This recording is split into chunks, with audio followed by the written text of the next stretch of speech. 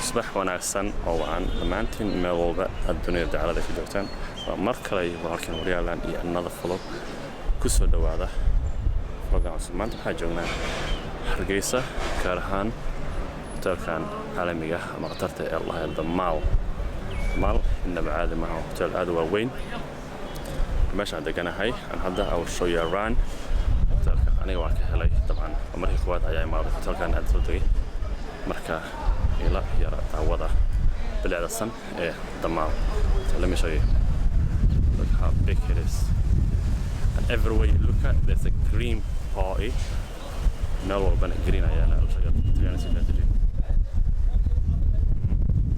اوكي انت صغير كده جينا هوتيل تمام طبعا ده صومالي الجو نعوز مكان ولا نيسو سويت هذا is quite nice مش ده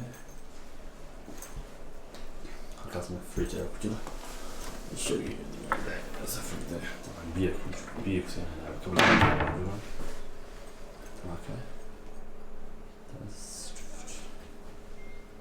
كيف يو كيف ورا غنينا صومال اختار قوته بيها كذا خد صومال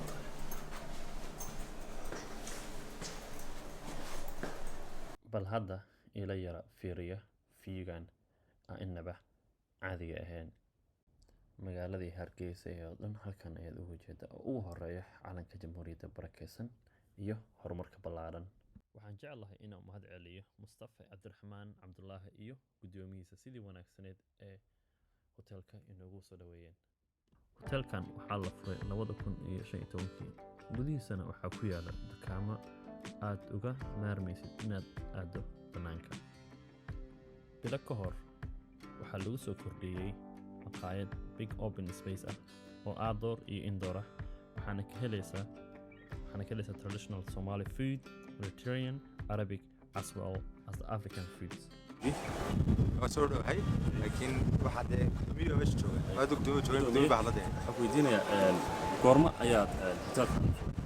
waxa la furay hotelkan marka ay tagto bishii afraad sanadkan 2022 qaybtaan furay balse qaybta wuxuu furay muddo ka badan 2015 wala furay hotelka hore markii hotelka xaqad gana laakiin qaybtan cusub marka waxa la furay joogno 2022 bishii afraad abril sidee ku soo dhashay yani ma arkin hotel hadii dhammaan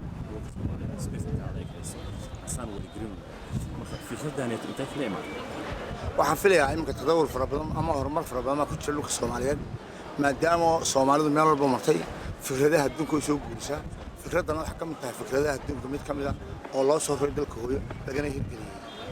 طبعا ilaahay u siiyay geeska nabadda barwaaqada waxdiiso marka qof Soomaaliyeed meesha gobolka ma joogo ku fikirayo in uu business saac amal furto maxaad kula talinay waxaan leeyahay qof kasta oo Soomaaliyeed horta Soomaali meel kasta oo joogto ku dhac way leedahay waxaan leedahay waxaan adduunku lahayn khasaare iyo faa'iido bareer baa u tahay waxaan leeyahay qof kasta oo Soomaaliyeed dhulka Soomaaliland meesha toona ma aha imka jaarta to مثلا بورمون kale ama burco kale waxa halkiisa dadaan reer Soomaaliland rahayn oo infection kareysay kana la hudheelo ku waaweyn qof kasta oo reer Soomaaliland oo ama Soomaaliyeedba waa dhul aan cid kala hayn dhulka Soomaaliyeed iska marka laga reebo dhalasho ahaan Soomaaliyeed iska Soomaaliland uu siman yahay qofku ku noolaan karaa uu dhisan karaa uu maal gashan karaa uu deegi karaa uu ku dhaqan karaa cid ka saaraysa cid ka socotay ma jirto waxaan kula tankalnaa dhammaan dadka dibadda jooga inay fikradaha wanaagsan ee lagu hayo qurbaha soo raraan ka hirgelin dhulkooda hooyo inta wanaagsan oo inta xaramkii barbartaay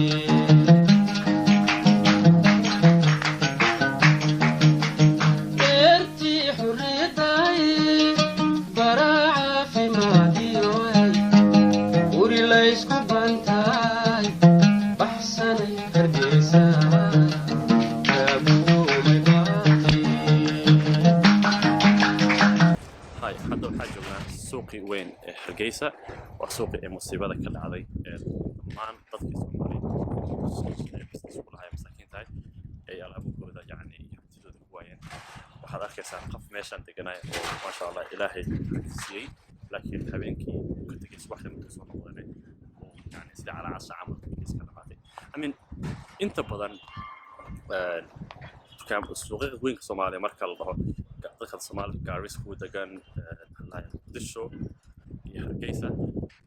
waxa markay health and safety-ga attention ma siiyaan inta badanna way dhacdaa I think Hargeysa waa markii kuwaad oo wax weyn saan u dhaco inta badan xamar ay ka dhacdaa ayaama ka hor hadda laba isbuuc ka horna gaaris ay ka dhacdaa marka waa wax ay Soomaalidu meel walba ay joogaan inay attention u bixiyaan ama ka fikiraan loo baahan yahay markii imaato safety-ga sida fire exit waxyaalaha kamid طبعا I hope tan in ay cashar u noqon doonto Soomaalida dhammaan meel walba ay joogaan khaasatan ummadda reer Hargeysa musiibada aad iyo aad u weyn haddana ku dhex wareegana waan yartasay Wahin wuxuu ahaa suuqa ugu weyn magaalada Hargeysa even though firefighters isku dayeen inay dabka ka hortagaan ama joojiyaan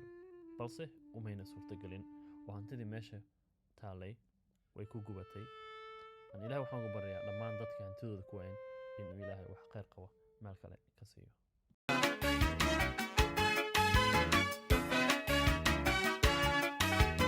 mahalkii dhararti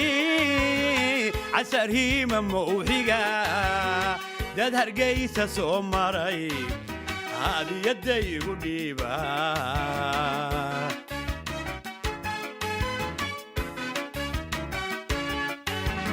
markii ugu horreysay ihaleelay caashaqo mahalkan fariista dabcan Hargeysa ma ahan hotelkan dhammaan la joogo qatarta iyo maxaa la lahaayay suuqa wahayn way ku inta quite big city oo baanta waqti badan ay u baahan tahay maadaama aan xogaa waqti ugu yaraay ma ii suurtagelin طبعا daaqada just a little bit few places I think because I had a few other things to do other than that yeah but definitely waan samayn doonaa another one oo Hargeysa waqtiga hadduu noo samaxnay oo ilaahay mana waan soo noqon doonaa until next time thank you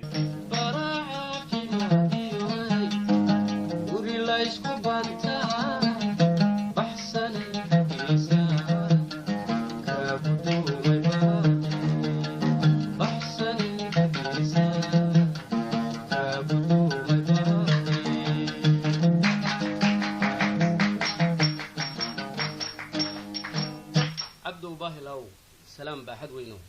كاغت مد بدوينيو قيبهي بنادر وبريدديده نبات